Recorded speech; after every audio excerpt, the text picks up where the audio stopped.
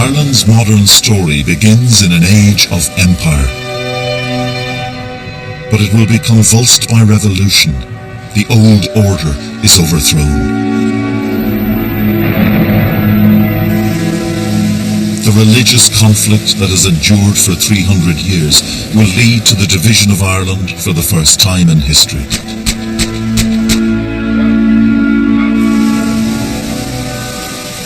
From the beginning of the story of Ireland, the island has been shaped by events beyond its shores. And this is never more true than in the modern era. In an age of world wars, when Europe is twice rent apart by hatred, when tens of millions die in the name of ideology and nationalism, Ireland too will experience dramatic upheaval. It is an age in which the island's people will confront not only the legacy of history, but the very idea of what it means to be Irish.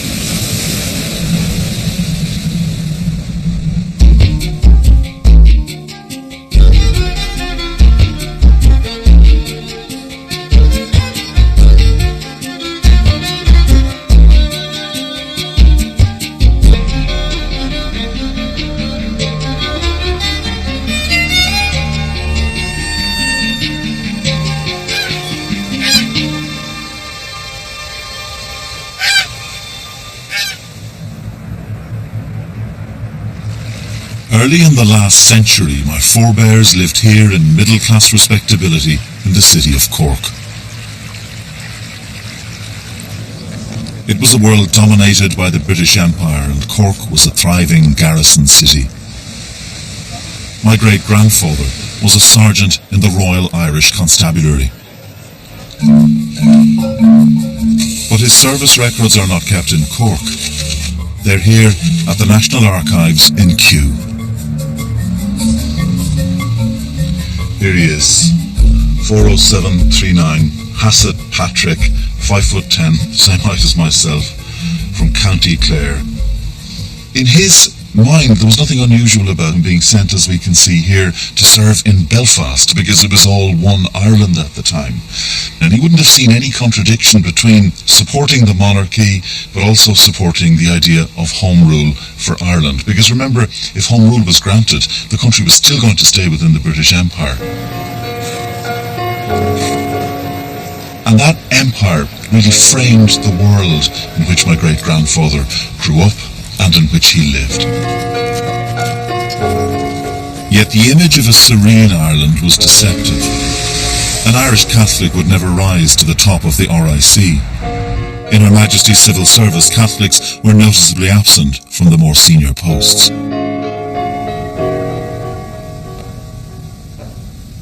The Act of Union had given Catholics economic power, but their political destiny remained in the hands of London. As the century turned, a view of an Irish future utterly separate from Britain was finding expression in cultural revival.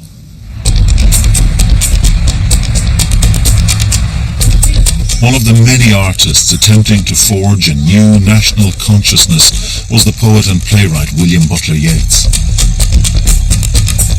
In 1903, with Lady Augusta Gregory, he founded the Abbey Theatre. It would see the production of their play Kathleen Ní Houliháin, which represented Ireland as a beautiful woman for whom young men would sacrifice their lives. They shall be alive forever, Yeats wrote. Later he would ask, did that play of mine send out certain men the English shot? The cultural revival in sports, literature, theatre was profoundly influenced by the fear that Ireland was becoming British.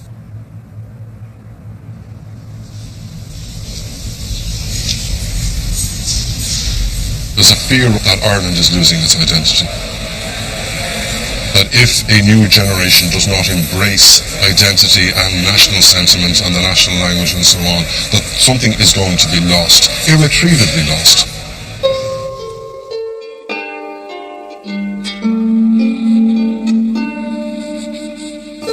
What was being written and talked about here in Dublin chimed with nationalist sentiments across the world. In 1911, Sun Yat-sen had declared his revolution in China. The following year, the African National Congress was founded in South Africa. And closer, in the Balkans, Serbian plotters were preparing acts that would change the world. Here, in Ireland, the long dominance of those who'd advocated change through peaceful means was about to be challenged. Across Europe, there are premonitions of a cataclysm that will make a new world. In Ireland, a poet and teacher declared bloodshed a cleansing and sanctifying thing. Inspired by Christ and the warriors of Gaelic myth, Patrick Pearse had come to idealise martyrdom. Pearse was the son of an English father and an Irish mother. At St Enda's, his school outside Dublin, he declared it his mission to counter what he called the murder machine of British education.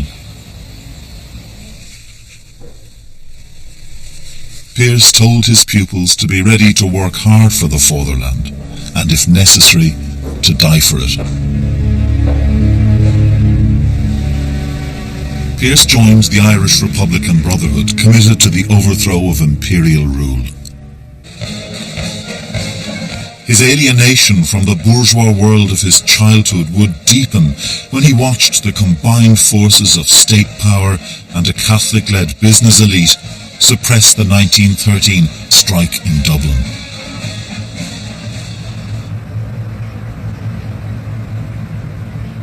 But the conditions in which Patrick Pearse and other radicals would rebel were created by the British government's attempts at reform. In 1912, the Liberal cabinet moved to introduce Home Rule. But in keeping a promise to Irish Catholics, it provoked the anger of Ulster Protestants. Home Rule was seen as an attempt to undo the plantation of Ulster. It was seen as an attempt to bring the hewers of wood and the drawers of water, to bring them top. To effect a social revolution that would have seen Protestant Ulster, the Ulster that they had built, destroyed. Protestant opposition was led by a man misrepresented as much by his allies as his enemies. Edward Carson was a Dublin lawyer who to this day remains the great icon of Ulster loyalism. Carson had been a fierce cross-examiner of his old college friend Oscar Wilde during a libel trial in which the writer denied his homosexuality. But this man, appropriated as an implacable Ulster Unionist, began with a very different agenda.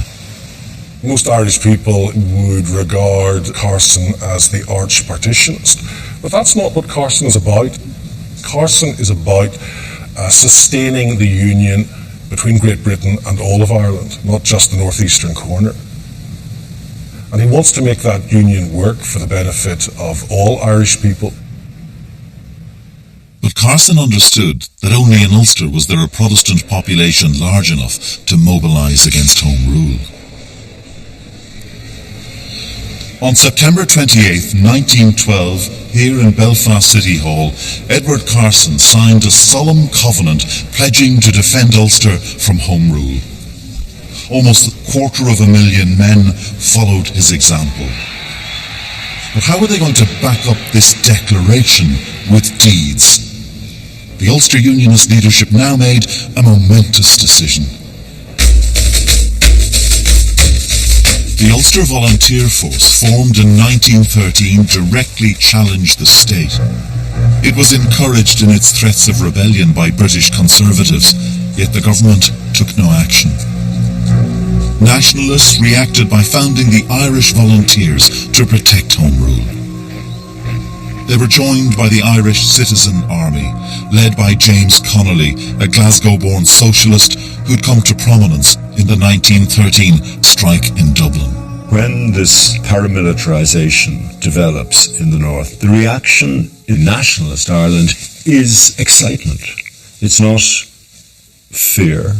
It's not a sense that a civil war may happen. This is what Irishmen should do. Time and again you hear it said, famously by Patrick Pearse, that to see arms in the hands of Irishmen is an ennobling thing, even if they're in the hands of Ulster Unionist Irishmen.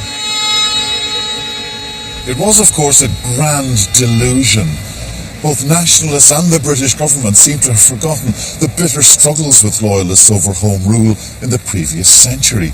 It was as if they believed Ulster Protestants would eventually peacefully come round to the idea. But the Loyalists were busy arming themselves to fight whoever tried to impose Home Rule. On the 24th and 25th of April 1914, 25,000 rifles and 3 million rounds of ammunition were brought in through Larne and other ports and distributed across Ulster. These were German weapons being imported at a time of mounting international tension. It would be hard to imagine a greater challenge to the authority of the state. And yet the government did nothing. But when nationalists imported guns the following July, they were confronted. This double standard helped to radicalise many more moderate nationalists. Tension steadily escalated, until Ireland's quarrel was suddenly interrupted.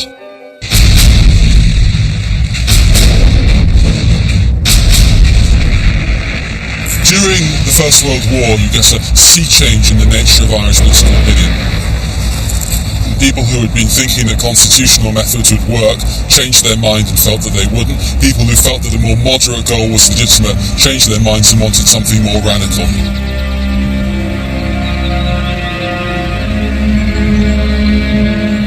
The war would claim the lives of as many as 30,000 Irishmen. More than 200,000 served. To the moderate Irish nationalist leader John Redmond, the war was a chance to make the case to Unionists for Home Rule. Catholics would show their loyalty to the Empire. But as the war dragged on and casualties mounted, fears grew that Britain would introduce conscription in Ireland.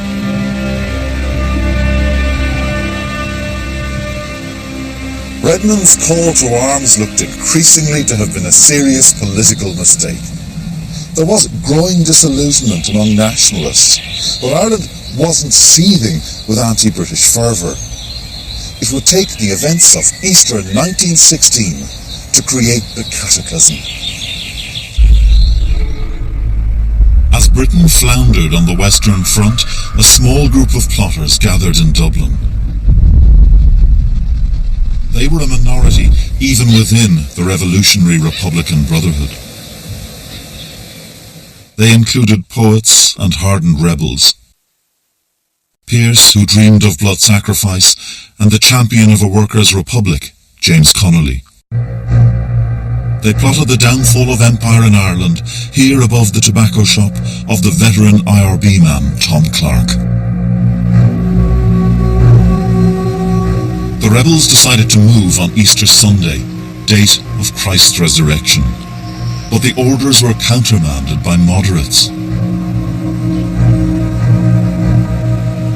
In the chaos of order and counter-order, Pearse, Connolly and the other radicals made a fateful decision.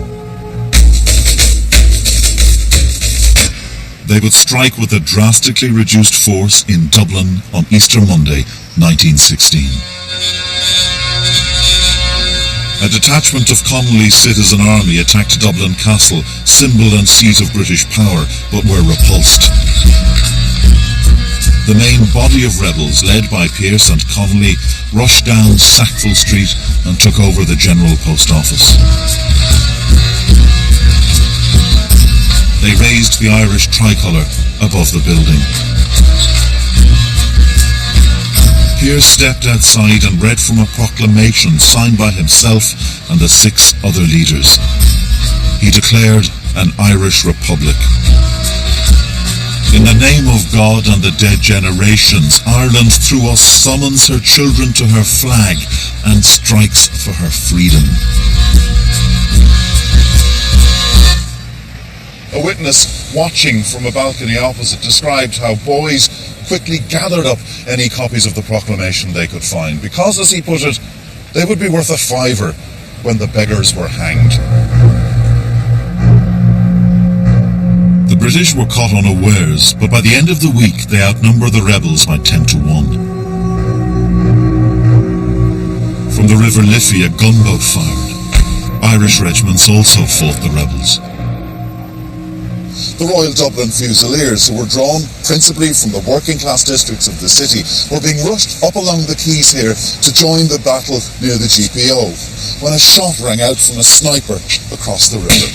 Lieutenant Gerald Nealon, an Irish Catholic, fell dead. Elsewhere in the city, his younger brother Anthony was fighting on the rebel side.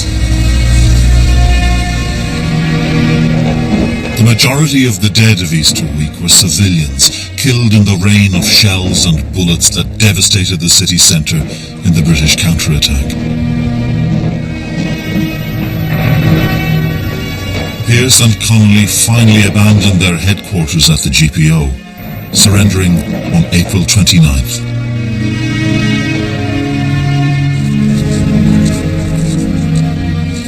As the rebels were led into captivity, they were jeered and jostled by the crowd. Many of the most vociferous were women whose husbands were away fighting on the Western Front. The rising had been crushed, and public opinion now seemed set against the rebels. Until the British made a grave miscalculation. The leaders were brought here to Kilmainham Jail in Dublin and hastily court-martialled and sentenced to death.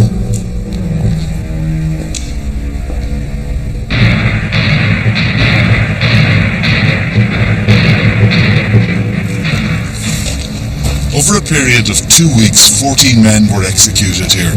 13 at this end, including Patrick Pearse, and up here, James Connolly, who had to be carried to his execution on a stretcher. The manner of their deaths and the number of executions would turn these men from being the leaders of a militant minority into martyrs who could be acclaimed by all of nationalist Ireland.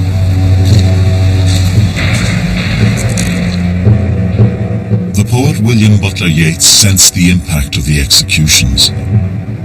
I write it out in a verse: MacDonagh and MacBride, and Connolly and Pearse. Now and in time to be, wherever green is worn, are changed utterly. A terrible beauty is born. Public anger deepened following mass arrests and the imposition of martial law. Here in the military archives in Dublin is a trove of witness accounts from young men who were radicalised by the events of Easter 1916 and who joined the volunteers in its wake. Matthew Davis from Roscommon. In 1916 he says, "I was unattached to any group. After the rebellion there was an outcry to execute the fanatics. I felt we would have to do something about it, and of course he formed a volunteer unit in his area." The volunteers evolved into the Irish Republican Army, and among the young men who flocked to join them was my grandfather Paddy Hassett, the imperial policeman's son. Why would Paddy Hassett turn his back on that family tradition of service to the Empire? The biggest factor was what had happened in Ireland. The impact of the 1916 Rising and the executions and the roundups that took place after it. I sensed that that was what turned my grandfather and many, many other young men like him against the British. But if the great cause of the Irish Revolution had been a united republic, the consequence was very different.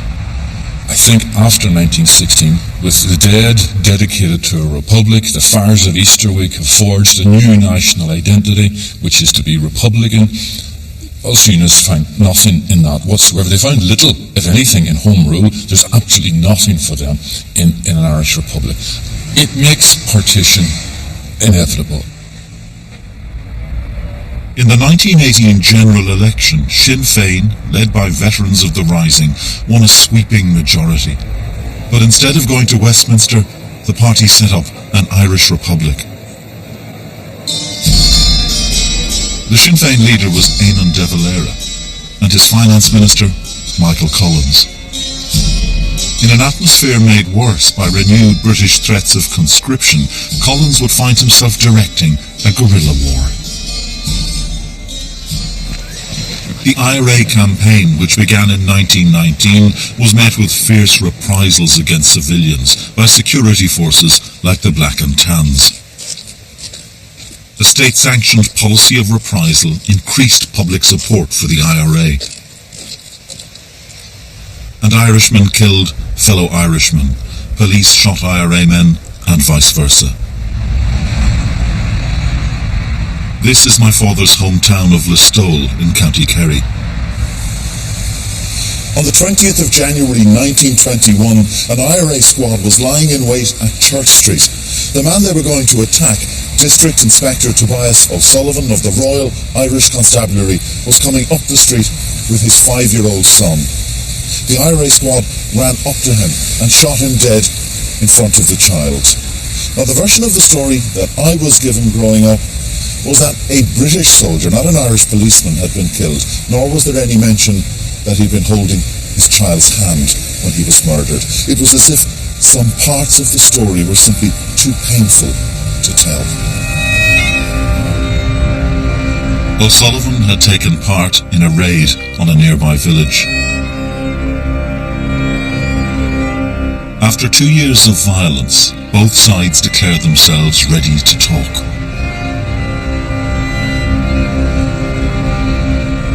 In October 1921, a Sinn Féin delegation led by Michael Collins arrived in London to discuss a political settlement. Michael Collins arrived as the 20th century's first celebrity rebel, in terms of his public image, a kind of Che Guevara for his age. But here, Collins would encounter a British negotiating team led by Lloyd George that was both experienced and tough. Whatever else might be conceded, an Irish Republic was not on offer. 26 counties of Southern Ireland would become the Irish Free State, with its own army, but swearing an oath of allegiance to the British Crown. The government had already allowed the 6 Protestant-dominated counties of Ulster to form a new state within the United Kingdom. But it wasn't Ulster that caused crisis for the Irish side.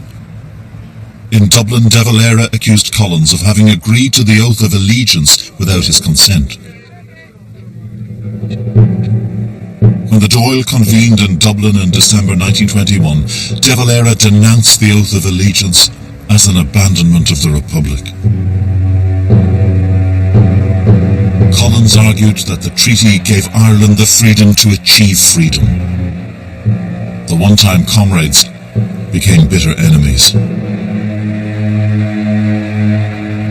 When the vote on the treaty came, it was perilously close. 64 votes for, 57 against. De Valera led his supporters out of the Dáil, and as they went, Michael Collins shouted, "Deserters all!" The slide to civil war had begun. A majority of the people supported the treaty, but couldn't stop a war characterized by extreme ruthlessness.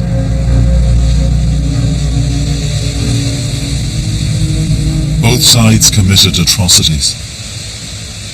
At Ballyseedy Cross in County Kerry, 9 Republican prisoners were tied to a log and blown to pieces by a landmine, retaliation for the killing of Free State soldiers.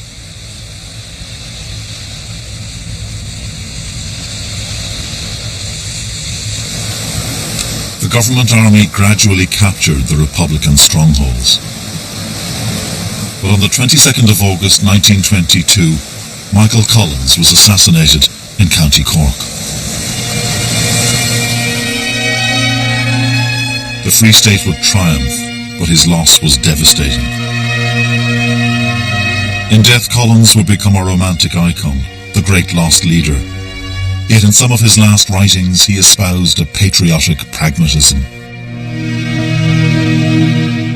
True devotion, Collins wrote, lay not in melodramatic defiance or self-sacrifice, but in steady, earnest effort.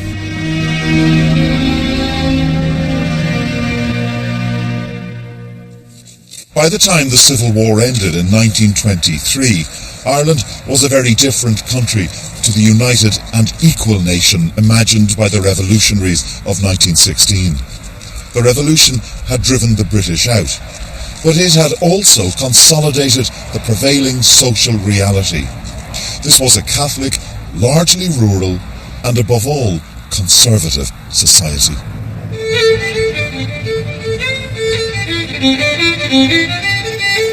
It was a society not dissimilar to that imagined by Ireland's first political titans. The settled country, imagined by Daniel O'Connell, hero of Catholic emancipation in the 19th century.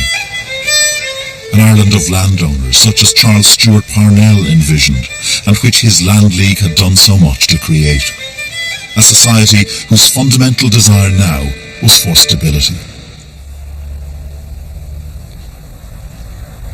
In the Protestant-ruled 6 counties of Ulster, electoral boundaries had been drawn to ensure majorities for Unionists in most areas. There had been fierce retribution against Catholics following IRA violence. More than 8,000 were driven from their jobs, hundreds were killed. The Prime Minister James Craig was a patrician landowner and proud Orangeman. Catholic Northern Ireland, Catholic Ulster does not really feature in his political agenda. Craig, I think, associates Catholicism with a challenge to the state that he finds himself ruler of. He associates Catholicism with subversion. But unionism comes together from a variety of very different institutions and forces. It's absolutely not a monolithic group, and it contains a spectrum of those who are ferocious in their anti-Catholicism across towards a more liberal take on the union and unionism.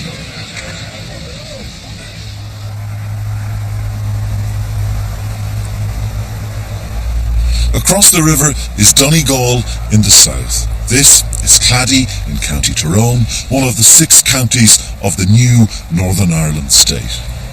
The Prime Minister, James Craig, had built here a Protestant state for a Protestant people. Many years later, a unionist leader trying to forge peace with nationalists would ruefully acknowledge that this had been a cold house for Catholics, a place of discrimination and exclusion.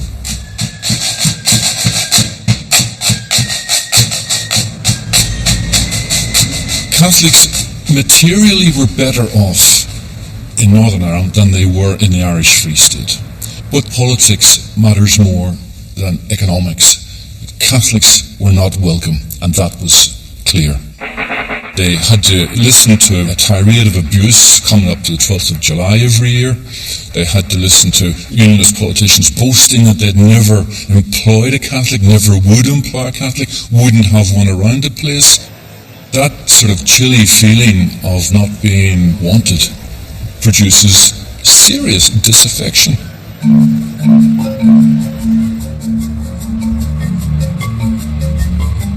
But in the south, the new government of Cumann na Gael, led by Michael Collins' heirs, had neither the military means, economic power, or desire to wage a war of territorial redemption. The south opted for stability. Even with the arrival in power in 1932 of Eamon de Valera, now leading the Fianna Fáil party, rhetoric would be a comforting substitute for action. Ireland united, Ireland free, these are the ideals to which enthusiastic young Ireland is now devoting its energy. Whatever the rhetoric, whatever the propaganda campaigns, De Valera realised that unification was not going to happen, and he may even have seen advantages in that. I think the majority of Southerners were quite happy that Northern Ireland was gone, that the wretched Unionists were corralled in their area and were not coming down and not interfering with their setup in the south.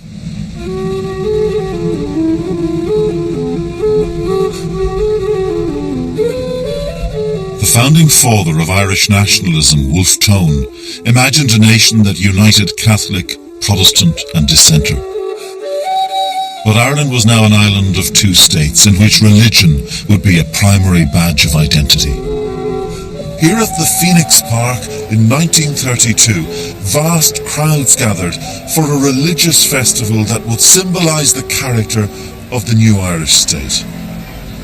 Whatever rhetorical gestures might be made to the Protestants of Ulster, this was a Catholic nation.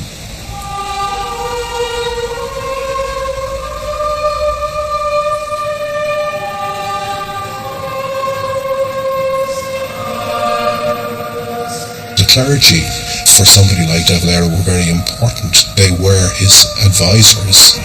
The leaders also had brothers who were priests or nuns. That clerical establishment was very much integrated in a way that if you were a political leader, the likelihood is that you, if you're a Catholic, you would not be very distant from some relative or brother who was sort of in orders or a nun. De Valera's landmark constitution of 1937 avoided making Catholicism the state religion, offering instead a vaguer special position.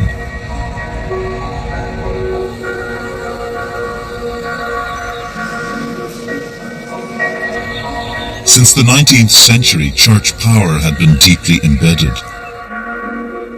Ireland was a nation of mass devotion, and the overwhelming majority of children were educated in church-run schools. But this central role came at a price. Church control of education was close to absolute, but its power also extended deep into the criminal justice system. This is the old Letter Frack Industrial School in County Galway. It was one of a network of such institutions up and down the country, where the state consigned children. Many of these institutions were set up under British rule. The new rulers of Ireland would prove as inadequate as the old in protecting the young.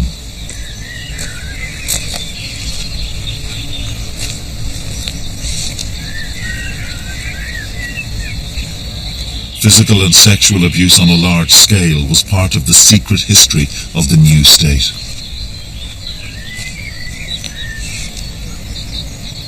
You were constantly waiting to be set upon. St. Joseph's Industrial School, Letterfrack, was an extremely violent place in an extremely violent Irish society. Mannix Flynn, who came from a poor Dublin background, was sent to Letterfrack in the early 1960s. An individual I saw one night being dragged out of the bed, his head beaten against the wall.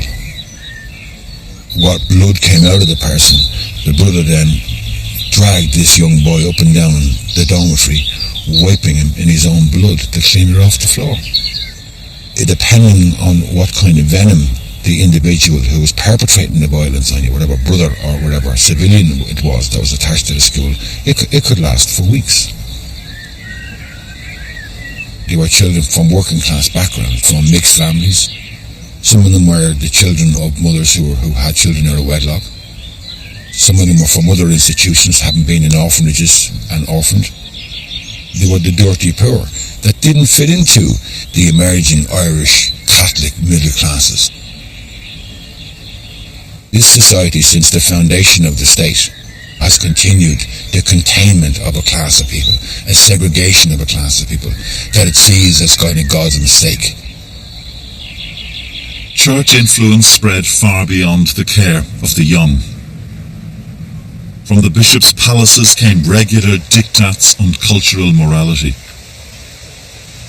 Eamon de Valera's friend, the Archbishop of Dublin, John Charles McQuaid, kept a close eye on the Republic's creative spirits.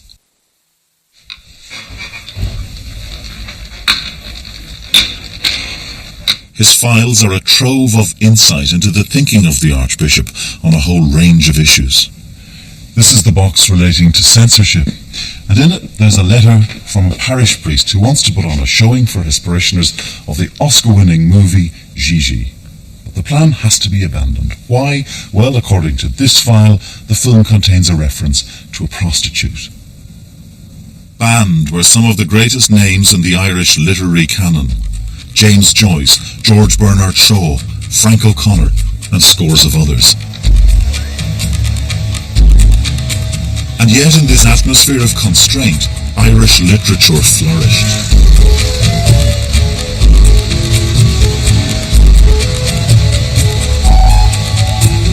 Literature acquired a kind of weird glamour by virtue of being persecuted, probably in the way it did in Soviet Russia. If you say these people are important enough to suppress, you are saying they are very damned important. Remarkable talents like Flann O'Brien produced defiantly Irish masterpieces in a European surrealist tradition. It's as if their radicalism got annulled in political politics and rerouted almost entirely into literature. The more repression there was at an official daylight level, the more creatively deranged the texts produced. It's as if the Irish were straights by day and swingers by night.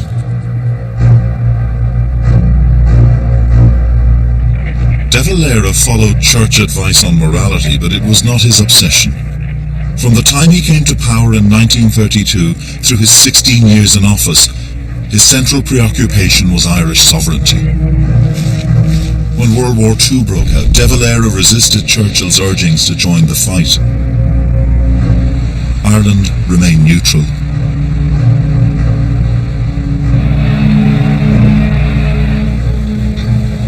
There was a considerable degree of public support for that stance, and there was a considerable degree of pride in the idea that we could go our own way. Partly because this is a country that is still relatively raw from the Civil War, and if De Valera had decided to go in and fight on the part of the Allies, it could well have divided the body politic. But it was an ambiguous neutrality. When the German Air Force attacked Belfast, De Valera sent firemen to help fight the blaze. Germans bailing out over the south were interned, while their Allied counterparts were allowed to return to Ulster. When the IRA declared war against Britain, De Valera imprisoned and even executed its members. Yet on Hitler's death, De Valera offered his condolences to Germany. While Europe burned, De Valera set out his vision for an Ireland that would be distinctive in its culture and values. The Ireland that we dreamed of would be the home of a people who valued material wealth only as a basis for right living, of a people who, satisfied with frugal comfort, devoted their leisure to the things of the spirit, a land whose countryside would be bright with cozy homesteads, with the romping of sturdy children and the laughter of happy maidens. Yet to cast this giant of the Irish 20th century as an inward-looking nationalist would be wrong. He had chaired the League of Nations. The avoidance of wars and of the burden of preparatory armament is of such concern to humanity that no state should be permitted to jeopardize the common interest by selfish action contrary to the covenant. When the League was succeeded by the United Nations, De Valera made striking gestures of independence. From Dublin came his instructions to support Red China's application to join the UN, to the horror of America. He established the commitment which saw Irish troops serve in their thousands on peacekeeping missions. There is a real paradox here. De Valera was well aware of Ireland's international role, yet his vision for the Irish demanded that they remain uncontaminated by foreign ideas. It was a vision at odds with modernity. Economic conflict with Britain had damaged Ireland at the outset of his rule. Stagnation deepened with the years. Around 500,000 people would leave Ireland, most seeking a better life in Britain, the country De Valera had spent his life fighting against for Irish sovereignty.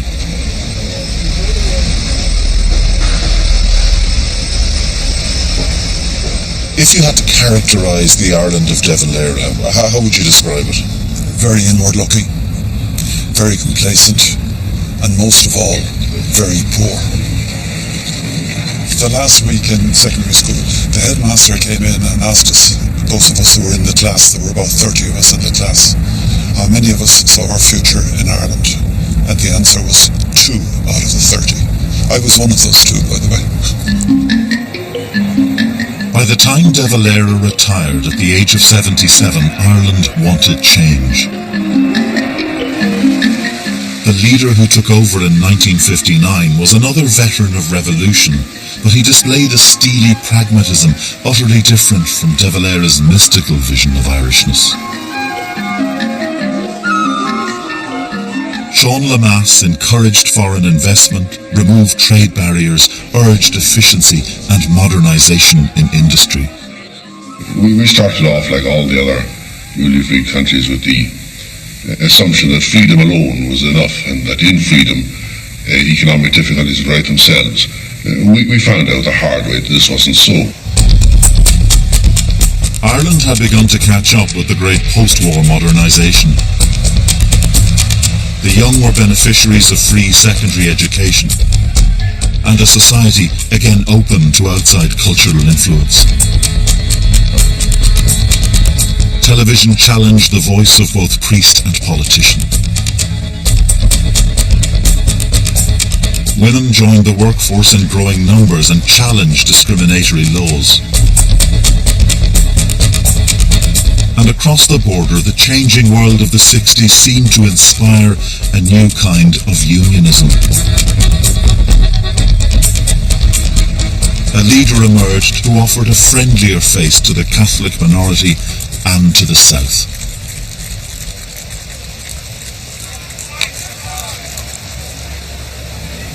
I'm going to see a girl at one minute. In January 1965, O'Neill and Lemass made history by meeting together at Stormont, the beginnings of North-South détente. How important is that moment? I think it's symbolically of huge significance. This is the first official meeting of the 2 heads of state since the 1920s. We discussed this actually during our meeting, which of us would get into the most trouble. I said I would, and he said he would. He did get into a certain amount of trouble during the first 6 weeks, but nothing to the trouble that I got into. Captain O'Neill recently said that the south of Ireland was a very beautiful young lady, and that he was very glad to talk to her over the head. We don't look upon the south of Ireland as a beautiful young lady. The Liberal aspirations are very much overdue, but part of the difficulty with the O'Neill project is O'Neill himself.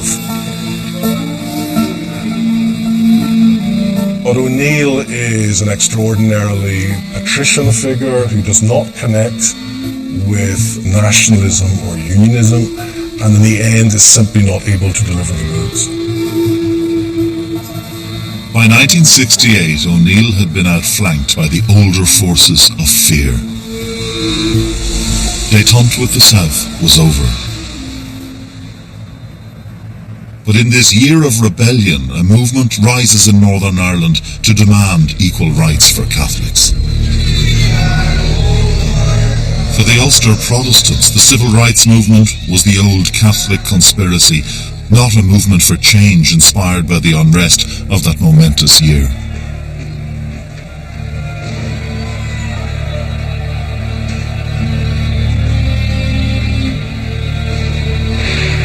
The following year, sectarian rioting erupted. The IRA, long in decline, re-emerged to present itself as the people's protector against a hostile state.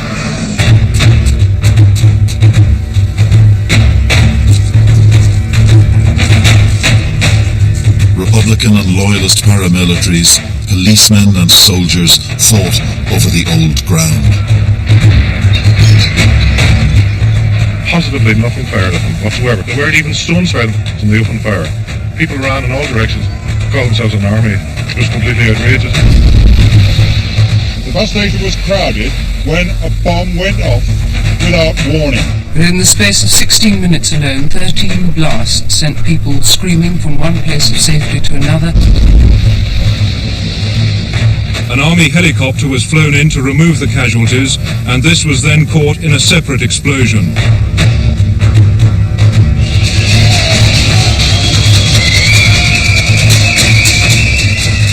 There can be no question of political status.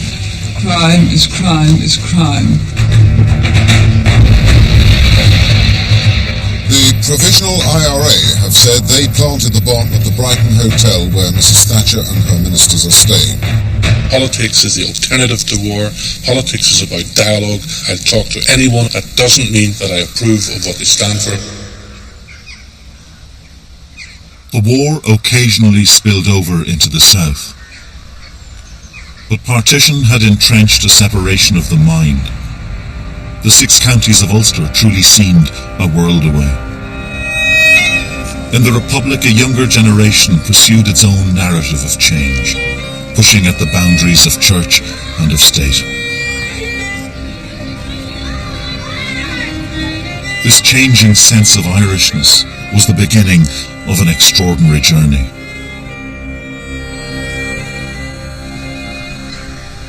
The Republic of Ireland now looked increasingly beyond its shores as part of a European community. Through the decades of change, from the 60s to the 90s, Ireland moved from stagnation to growth. By the late 90s, it was among the richest countries in Europe.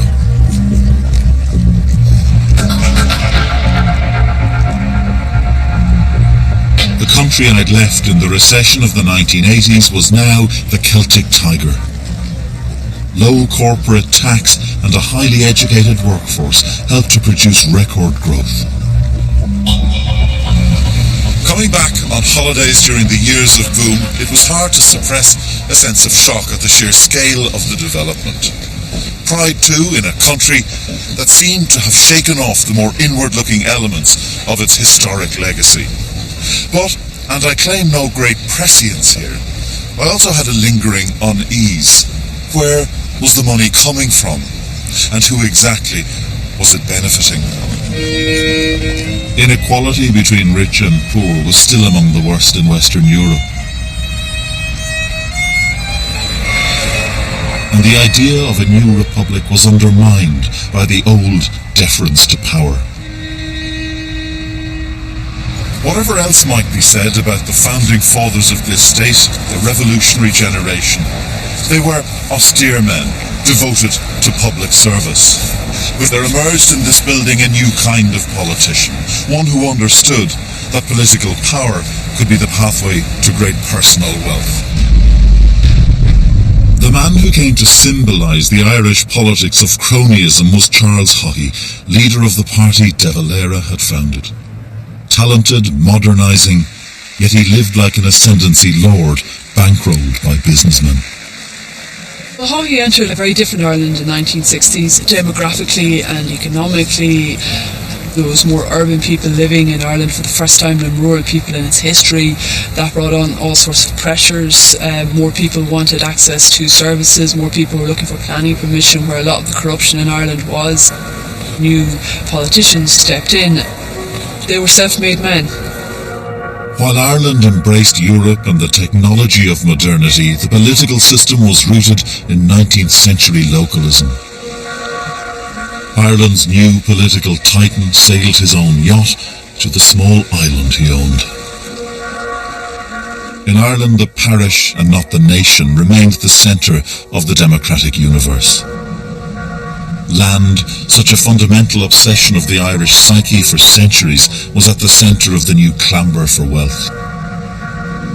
Beginning in the 1960s, bribes had been paid to rezone green fields for building development. The lost fields of De Valera's Gaelic idyll were the new currency of wealth and power. Even as the country boomed, judicial tribunals revealed the scale of corruption in Irish public life. The Moriarty Tribunal, which sat actually in this very yard, estimated that between 1979 and 1996, when for substantive periods when Charles Haughey was Taoiseach during that time, he received over 9 million in donations. There seems to be a very clear relationship between Haughey receiving substantive amounts of donations when he was in power, and when he wasn't in power he didn't seem to receive that much money at all. As Ireland turned towards a new millennium, the gleaming buildings rose. But old certainties unravelled. Scandals rocked the authority of the Church as the full scale of clerical child abuse was revealed. The tribunals continued to hear allegations of corruption in public life. Yet prosperity and the old habits of deference ensured public quiescence. It's often been remarked that the Irish people are very sophisticated politically, that the Irish are very defiant, that the Irish are rebels. Now, when you contrast that with the lack of protest, with the lack of civic engagement, with the lack of a demand for accountability for the abuse of power, you have to ask yourself, are a lot of those assertions about the Irish character and about the Irish rebelliousness actually mythical? But in 2008, a financial catastrophe unleashed public anger. Ireland's economy was already in decline when America's property bubble exploded. In Ireland, prices collapsed. Thousands were forced to emigrate. The ghost estates became the symbol of a nation in decline. Here, opposite Kilmainham Jail, where the leaders of 1916 were executed, there's a monument which stands next to the empty office buildings of the Celtic Tiger.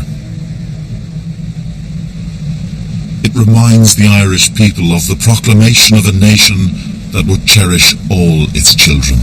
As Ireland entered the second decade of the 21st century, there seemed the possibility that the old way of doing things might be overthrown. This wasn't a transformation that could happen overnight or in the space of one election, but there were deeper stirrings of dissent that suggested that an entire political culture could be changed. And there was already a recent powerful example of that here on the island, in a place we might least have expected. But if what has been agreed is implemented in full good faith, all of the people of Northern Ireland will gain. There are no victors, nor any losers. The agreement proposes changes in the Irish Constitution and in British constitutional law to enshrine the principle that it is the people of Northern Ireland who will decide democratically their own future. I think the change came when war weariness overtook war readiness. And I think that happens sometime in the 1980s, and certainly by the early 1990s, there was the feeling that this cannot go on. We're into the second generation now. People were committing atrocities who had not been born when the troubles began.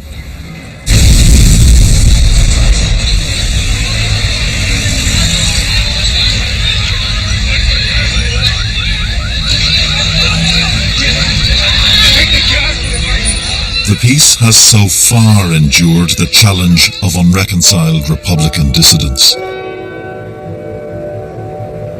But the pain of 30 years of killing haunts quiet living rooms across Ulster.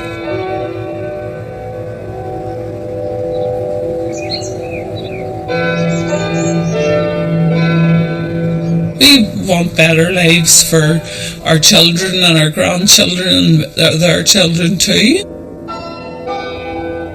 That's a lovely photograph of the two of you Yeah. on a harbour somewhere. In our glass. Right. In our Okay, down the glass. coast. Yeah.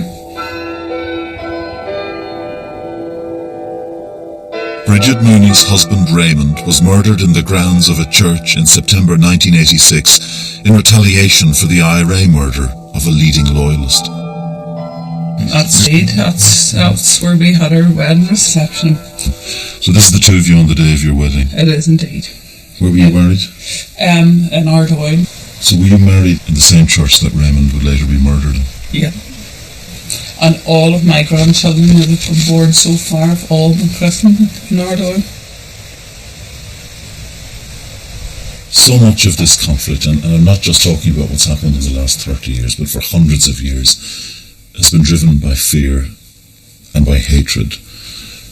I just wonder, do you feel hatred now towards the people who killed your husband? No. For the simple reason, if hatred and bitterness are feelings, and I refuse to let people who took my husband's life have any place in my body, in my heart, in my head. And no, I hate nobody.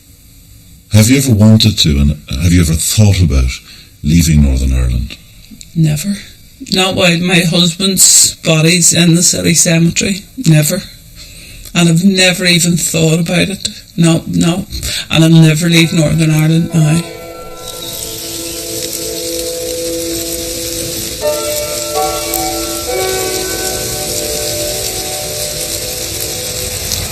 The poet John Hewitt, writing at the height of the Troubles, urged that we should bear in mind these dead. I can find no plainer words. He was reflecting on a conflict in which men killed and died for the sake of contested identities. This was not, Hewitt implied, patriotism.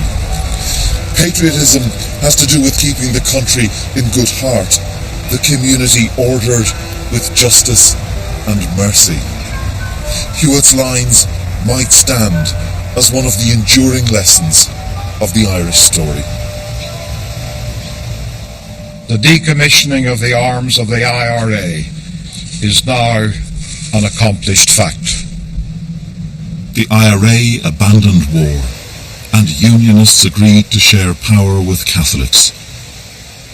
After 30 years of war, in which more than 3,500 people died, the IRA accepted the partitioned island agreed by Michael Collins and the British. Unity was an aspiration to be achieved by peaceful means.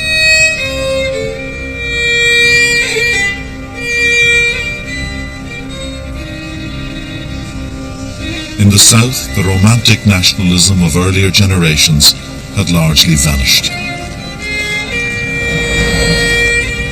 When the Republic voted to abandon its territorial claim on the 6 counties, it seemed an act of practical patriotism.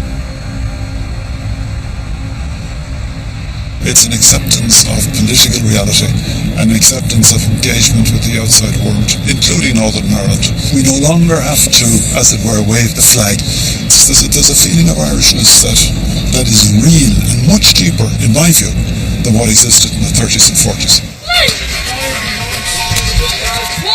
The Republic is now having to accommodate a broader sense of Irishness. There is racism, but far-right politics have not taken root here. So how many children have parents who are from outside of Ireland? How about yourself? Where are your parents from? Russian. And you over here? Lithuania. Lithuania and Poland as well. 10% of the population of the South is now foreign-born. These are the children of those who came here in the boom to find work.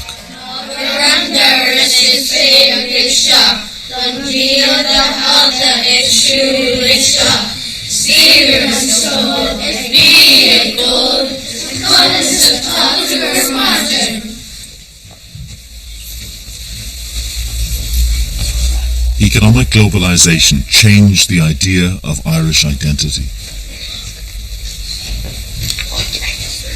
The old concept of an Irish identity, the one that I grew up with, which was, being Irish, was Gaelic and Catholic.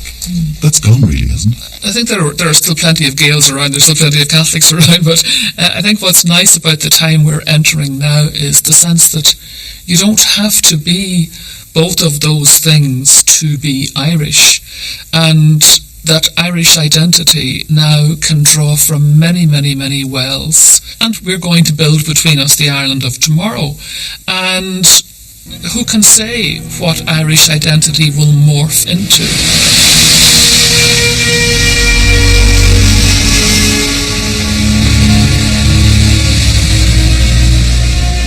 The first inhabitants of this island came from Europe. They were open to change and absorbed waves of invasion. They embraced a spiritual revolution and carried it to distant lands. The old hatreds have not vanished, but the Irish have moved to peaceful coexistence. There has been famine, revolution and civil war.